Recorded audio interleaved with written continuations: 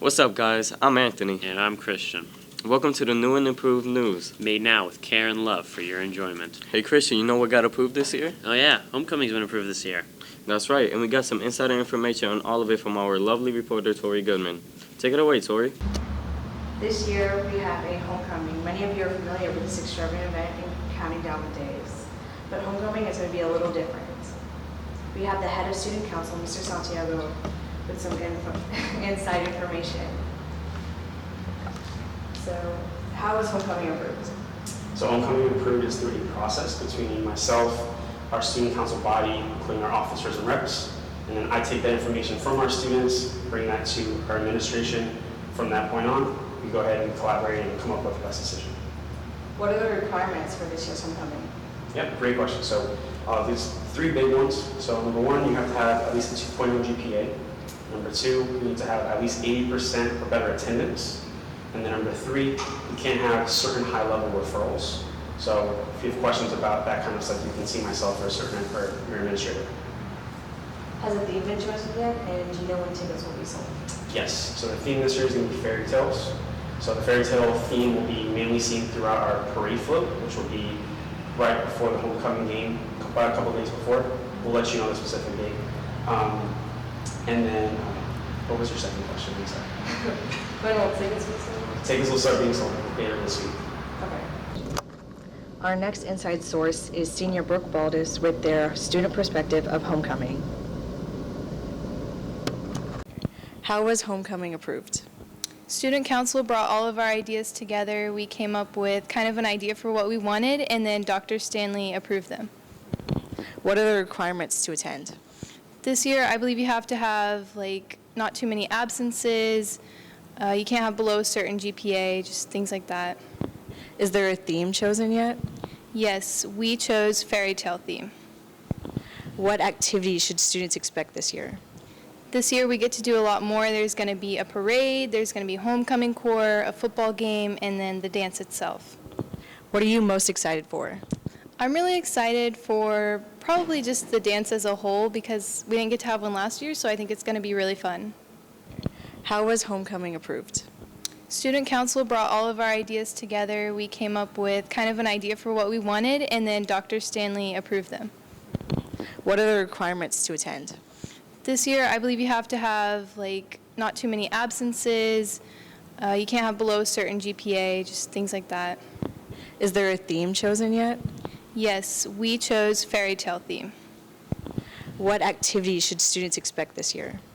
This year, we get to do a lot more. There's going to be a parade, there's going to be homecoming corps, a football game, and then the dance itself. What are you most excited for? I'm really excited for probably just the dance as a whole because we didn't get to have one last year, so I think it's going to be really fun. Reporting on scene, I'm Tori Goodman, Bulldog Beacon. Thanks, Tori. Can't wait to see you there. In lighter news, with the new and improved news, we can tell you the food of the day. We have Preston to let you know all about it.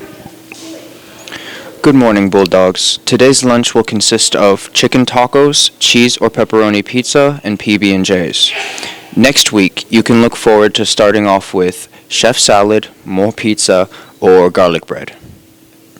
That sure did make me hungry. I know I can't wait for lunch today. Now here's Donovan with the latest sports news.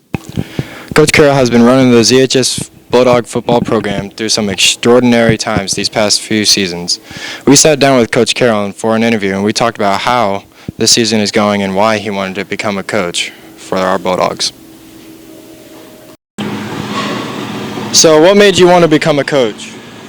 I guess I love the game of football and the team sport and the way we work as a team and how you grow as a cohesive group. And I love football since I was a young kid, so the passion, inside of me for the game of football is very high.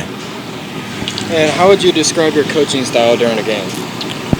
Actually, I'm really low key. I don't get real upset. I try to walk a fine line and be more mellow. Throughout the week of practice is definitely more intense, and I would say accountability. And how do you feel about this upcoming game? Wiregrass is a great football team. We got to have a great week of practice.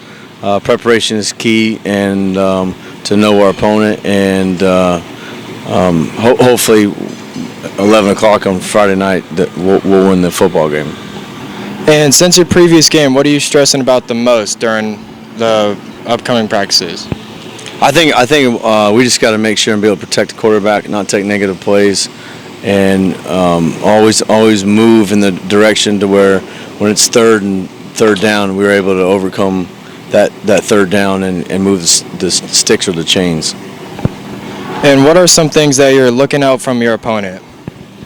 They're athletic on both sides of the ball. Rocco Beck, he's committed to Iowa State, and he's got a cannon on him. So we got to be able to cover the receivers as he rolls out and buys more time, and we got to stay on our receivers to make sure that they don't hit these deep balls on us as he scrambles. And how do you feel about your team and how they're going to play for the upcoming game? Well, this is only Tuesday, so preparation-wise, we got a long ways to go. They're up for the challenge, and after that, we could practice. Hopefully, we'll be ready to go and be prepared for anything that they throw at us. And how do you feel about Theodis Smith and how he has the best defensive stats at this time? Yeah, he's a great player. He works really hard. He's definitely deserving of that, and he's a leader of our defense, and he leads by example. And so that him being that defensive player, the most stats, is definitely well deserving. Well, thank you, Coach Carroll. Yep. Reporting on news, Donovan Couch, Bulldog Beacon. Thanks, Donovan. Hope the game doesn't get rained out. Hey, Anthony, what are your plans for this weekend? Oh, I don't really know. What do you have in mind? Well, here's some local things for you to do this weekend.